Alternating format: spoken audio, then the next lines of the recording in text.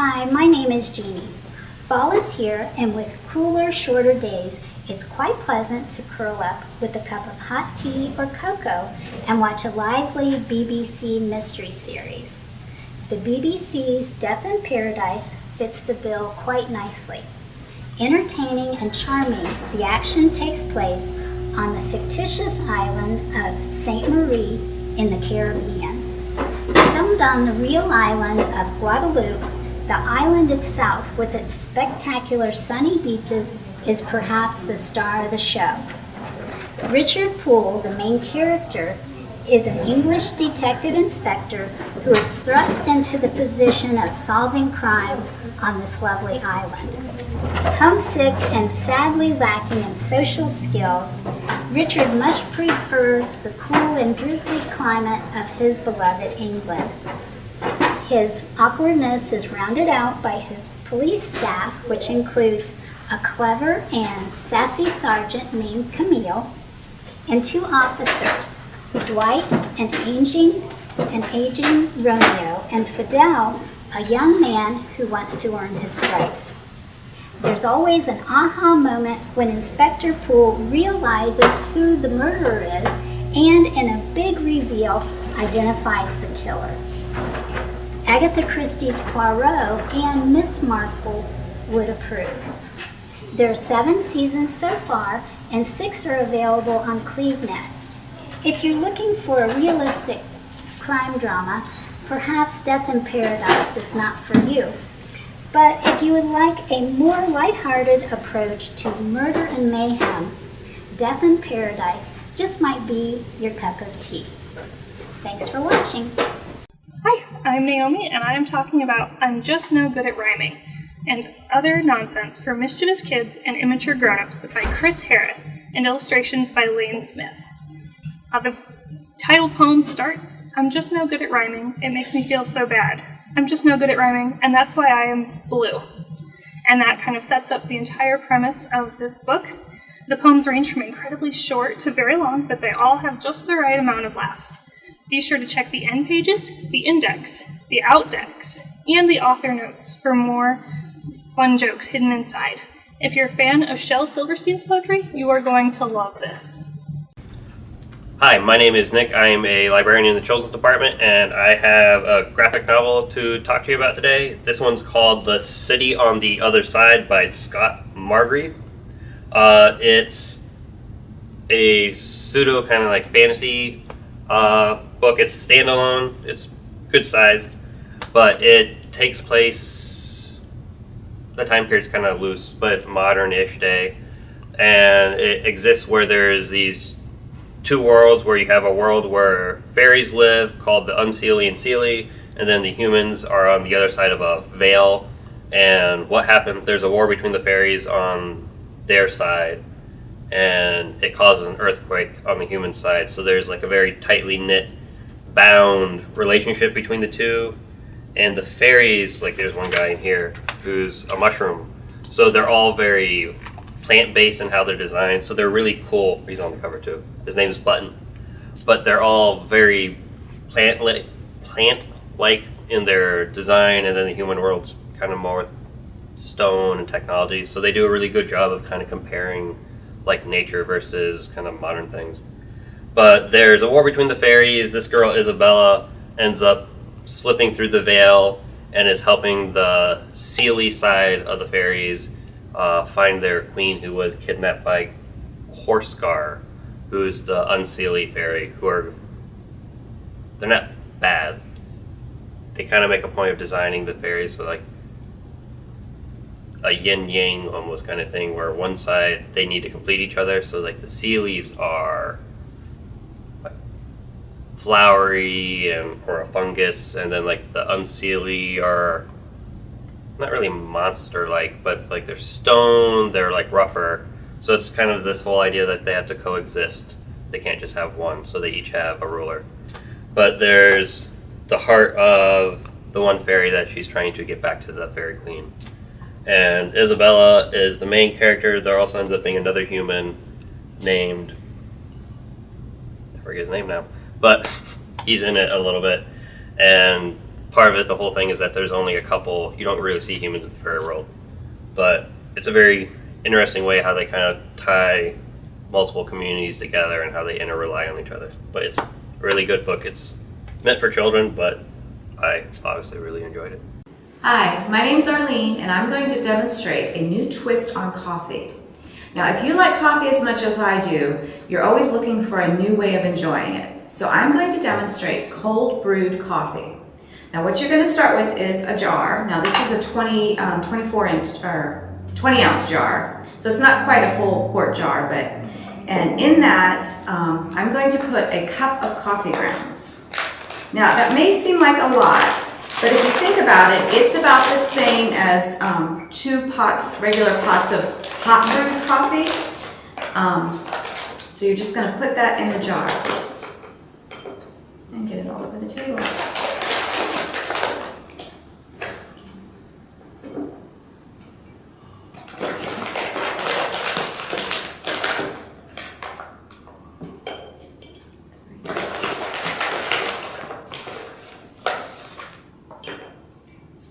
Okay, so that's a cup of coffee grounds in my jar.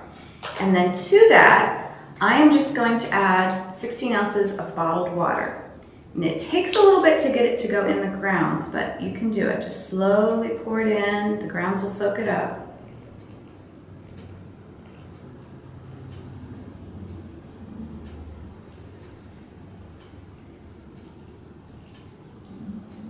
Now this was a technique that we demonstrated at a program we had about a year ago.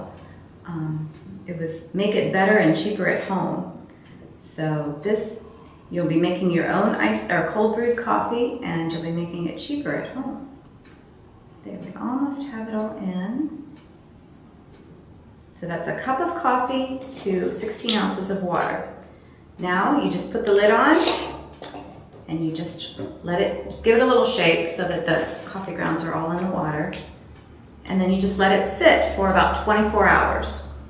Now I happen to have one that I did last night. So this has been sitting for almost 24 hours, just doing its wonderful brewing goodness. And what you're gonna do then is I have a sieve, and it's another coffee filter, and I'm just going to pour this coffee mixture through the filter into the measuring cup. So this is going to take a little while, because it does take a while, so you might have to pour and then let it sit for a while, and then pour some more and let it sit, and you can see that it is going through the filter into the measuring cup. Okay, so we've emptied all of the coffee mix into the filter, and it's slowly filtering through the filter. And this does take a little while, so you may have to leave it sit, walk away, do some other things, and come back as it drips. So we'll just wait for this to finish filtering. All right, now that did take a while, but it's well worth the wait. So now what we're going to do is we're just going to remove our strainer with the coffee grounds. Now don't throw these coffee grounds out. They're good for your garden, good for cleaning your garbage disposal. There are many uses that you can use for, old coffee grounds for. So don't throw them out. If you need any ideas, just come to the library, and I'm sure we can find an idea for you. So now we're going to actually strain it again. Now this will go quicker because there aren't all the coffee grounds in them. So I have my funnel, and I have these, I'm not sure what they're called. They're coffee filters, but they're the kind cone-shaped ones. These were from a coffee maker at my house that I no longer have the coffee maker, so I use them for crafts. So now we're just going to take this lovely liquid and pour it through this coffee filter and back into the jar. I've cleaned the original jar that I had the coffee mixture in. So then we're just going to pour this in, and see, it goes much quicker this time. Now, as you pour it back into the jar, you're going to say, well, I didn't end up with a full 20 ounces. You won't have 20 ounces of coffee. You'll have closer to 8 to 12 ounces of coffee, but it's concentrate. So you're not going to just drink it straight like this. Since it's concentrated, you want to mix it in your drink about about 1 part coffee concentrate to 2 parts ice and water. Otherwise, it would be quite a jolt of caffeine. So we're just going to finish straining that.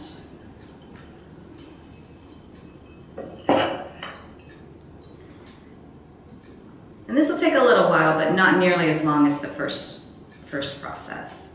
Now that has taken a little while too for all of that coffee to go through the second filter, but it has gone through, so we'll remove that. Now, when you do this at home, you'll probably end up with a little bit more because I've kind of rushed this process today. But here is my coffee concentrate. And like I said, you want to do 1 to 2 on coffee to water and ice. So I've got my little jar of ice here, so I'm just going to pour some of this wonderful goodness on here. Now you can add creamer, anything you want, anything you would normally add to your coffee, you can go ahead and add. And you've got your ice brewed coffee to enjoy. So thank you for joining us. Hi, I'm Naomi, and I'm going to show you one of my absolute favorite books to read aloud to kids. It is called The Book with No Pictures by B.J. Novak. And as promised, there are absolutely no pictures in this picture book, which most kids might balk at, but the cool thing about this book is the book explains that the person reading the book is kind of bound to read everything written on the pages. So even if the words are made up, like blork, or if you have to tell everyone that you are a robot monkey who taught yourself how to read, so be it. It is a lot of fun to read with kids, and it's really great fun to have them think they're tricking you into reading it. Hi, my name is Nick Starr. I'm a children's librarian here at the main library, and today I have a series of graphic novels to talk to you about. They're all part of the Hilda series, and they're all written by Luke Pearson. There's actually a Netflix television show for kids based off of this series of graphic novels that's on Netflix right now. I have not watched it, so I have no idea how good it is, but the books that they're based on are really good. So this is one of the first ones, Hilda and the Midnight Giant, and they're kind of set in like a Norwegian type setting, and Hilda's obviously the main character, and she's always encountering different kind of almost Norwegian mythical folk tale kind of characters. So in this one, there's something that's kind of disturbing their town in the middle of the night, and she kind of goes and investigates, which is kind of a running theme with a lot of the books in the series. And in this one, there end up being giants. So there's a whole group of giants that you kind of encounter at one point, but there's this big guy is the Midnight Giant that ends up being the one that he's been waiting for to fall in love with. But she encounters a lot of different characters in her effort to kind of reunite those two giants, and it's kind of a reoccurring theme of how this series of books work. But the artwork itself is really beautiful, and they're not too long, but they're a really good series to kind of get into. Hi, my name's Nick. I'm a children's librarian here at the main library. I have a different series of graphic novels that are called Science Comics. We own a couple of these right now, but we're in the process of acquiring more because they're a really good, well-rounded nonfiction series of graphic novels that are based on different topics. So like, this is a dinosaur one, we own a shark one, and then I know there are a couple of others in the series that we're in the process of getting, like about plagues, dogs, cats, the solar system, robots, flying machines, that one kind of focuses on the Wright brothers. So there's like a really cool like diversity in what they're talking about. And this one is dinosaurs, fossils, and feathers, and it goes into a lot of detail about dinosaurs. And the artwork in this series is really detailed, and the information is kind of conveyed really well without being really dense and hard to follow. And like it goes through and describes the different kinds over the time and how they evolved by using a tree and kind of growing upwards. So it does a really good job of getting the information across really well with really beautiful illustrations. And it's a little bit of a thicker graphic novel than some of the other nonfiction titles that exist, because a lot of them tend to be smaller, but it gets a lot of really good information across without being too complex for kids. Hi, my name's Arlene, and I'm going to show you how to make fancy soaps with melt and pour base. Now, if you're like me, you go to the store and you see those beautiful homemade soaps and you think, oh goodness, I could never do that because it uses the cold process with lye and it's a bit intimidating. Well, I'm going to show you how you can make just as beautiful soaps with what's called melt and pour base. And today we're going to use goat's milk melt and pour base, soap base. It comes in many types, comes in shea butter melt and pour base, and just all kinds of different kinds. But we're going to be using the goat's milk and then the all natural clear today. So the first thing I'm going to do is I'm going to pop out the goat's milk, and it's a 2-pound block. Most melt and pour base comes in 2-pound blocks. We're only going to use 3/4 of it today, so I'm going to just cut that up. Just cut off that extra quarter and put it back in the container, and then I'm going to take this and cut it into smaller pieces, because what I'm going to do is pop it into the microwave for a minute and a half to melt it, so that I can add my essential oil or scent. Pop that into my Pyrex measuring cup.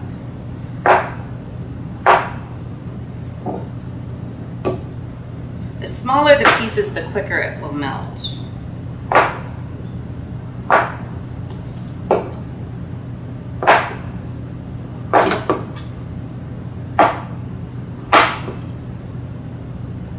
Now the melt and pour base, you can generally find it, a lot of craft stores have it, some of your hardware stores might have it.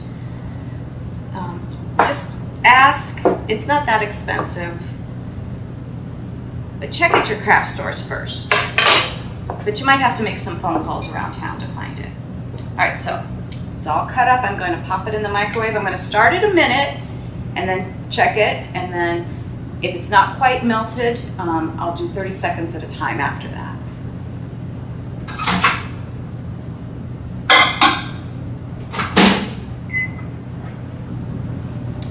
All right, so this was in the microwave for about 2 minutes total. Now, the time in the microwave is going to change depending on your microwave, but this took about 2 minutes for it to melt, so it's all liquid now. It's no longer in those chunks. So now's the time to add the wonderful essential oils that you're going to add to make that wonderful scent. So today I'm going to do a blend that is called Sea Mist, and it includes bergamot, which is sort of citrusy, peppermint, and then some mandarin orange. And mandarin orange, gives it a sweetness. So, all right, so we're going to do 2 parts bergamot to 1 part peppermint, 1 part mandarin orange. So we'll do about 20 drops of bergamot.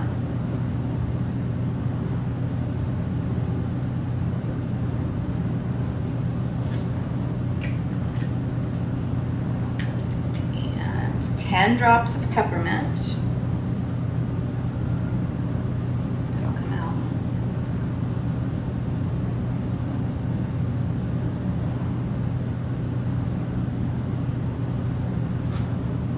Probably more than 10. And then we're going to do 10 drops of mandarin orange.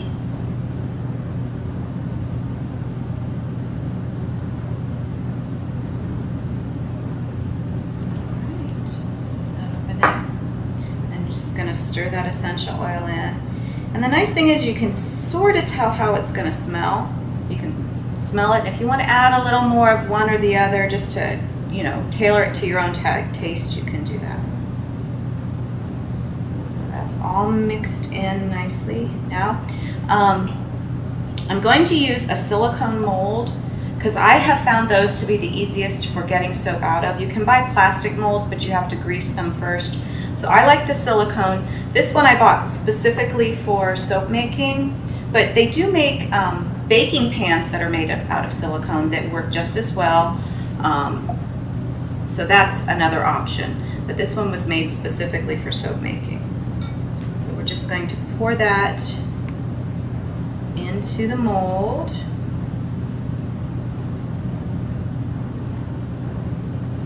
Scrape the bowl down.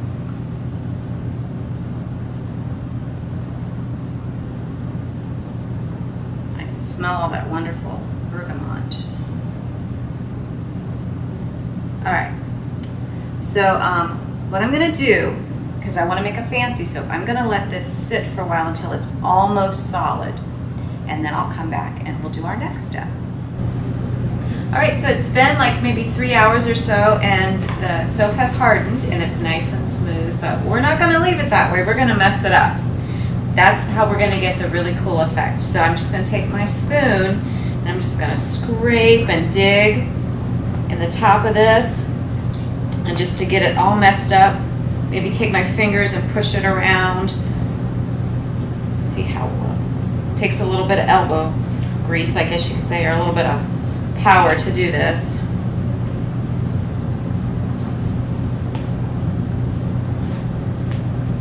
So we're just going to get it nice and messy.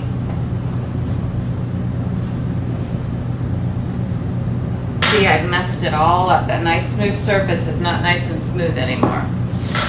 So now we're going to take the clear. We're just going to pop it out. This again is a 2-pound block, and we're going to use about 3/4 of it. Let's cut that up.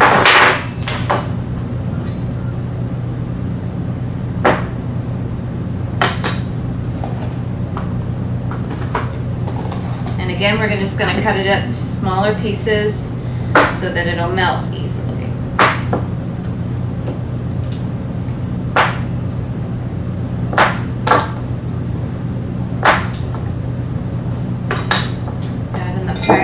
Dish.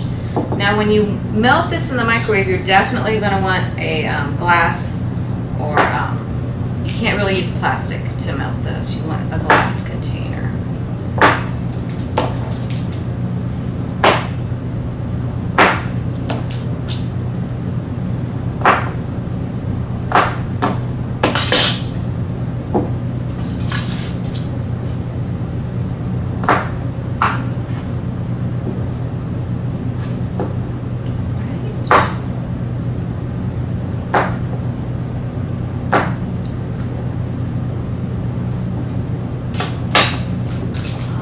Just as before, we're going to pop this in the microwave for about 1 minute to 2 minutes, depending on how long it takes to melt, and we'll just melt it and then we'll add our essential oil.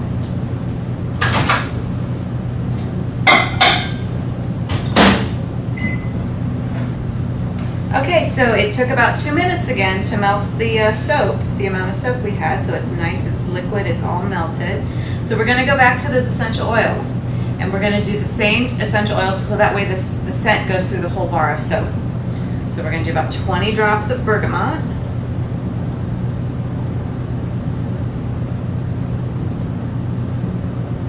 Alright, oh, I can smell that already. It smells wonderful. 10 drops of peppermint. This was the one I had trouble with.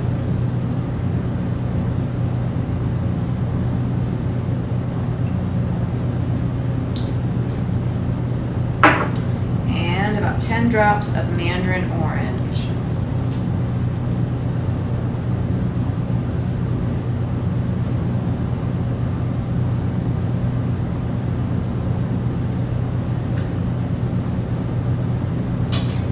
We'll stir that in. I can smell it. It smells wonderful. Now to the clear, what we're going to do is we're going to add some soap coloring. Now you want to buy soap coloring. You don't want to use food coloring because food coloring will stain your tub and soap coloring will not do that.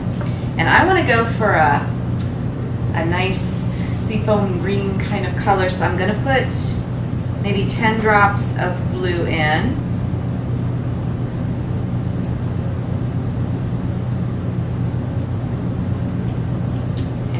A couple drops of yellow, and we'll see how our color is, and we can always add more to adjust. Put 3. Oh, I got 4 drops. And as you can see, I got it on my finger, but that'll just wash right off. So give it a stir and kind of look at your color. And you can see it's kind of a seafoam green color. I think I'm going to add a little bit more blue to it. Get it a little bluer.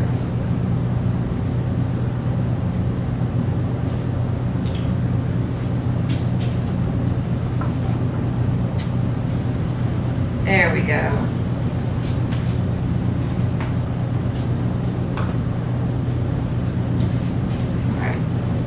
what I'm gonna do now, once I get all that mixed in, pour that over top of the white soap that I had messed up. So let's go ahead, let me take this out so I don't make a mess. I'm just gonna pour that over top.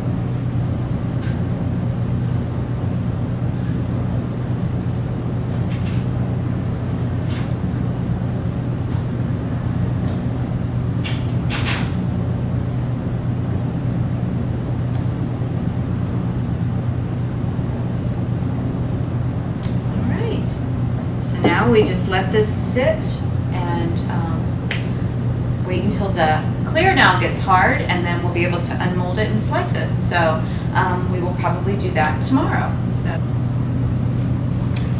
our soap has sat overnight, so it's nice and solid. Now yours, you may not need to let it set overnight, but ours sat overnight. So now we're going to get to unmold this wonderful creation. So we're going to pull the silicone mold out of the box, and then we're going to work at getting that big block. It's one big huge block of soap out.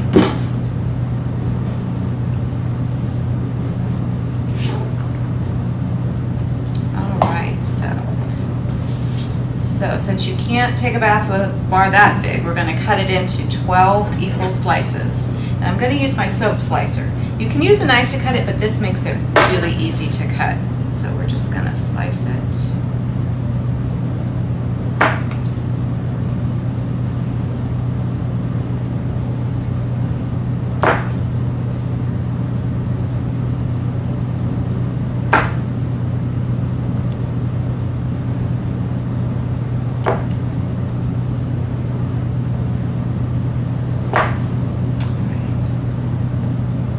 See what kind of beautiful wave-shaped bars or designs we've made.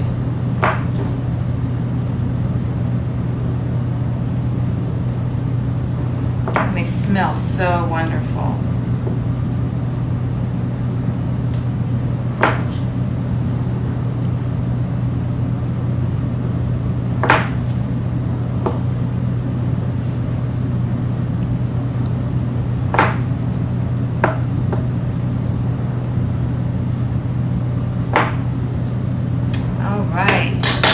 This is what our soap looks like, and there's just lots of little swirls, and I just think they're very beautiful. So you can make gorgeous soap with melt and pour base, and if I can do it, you can do it.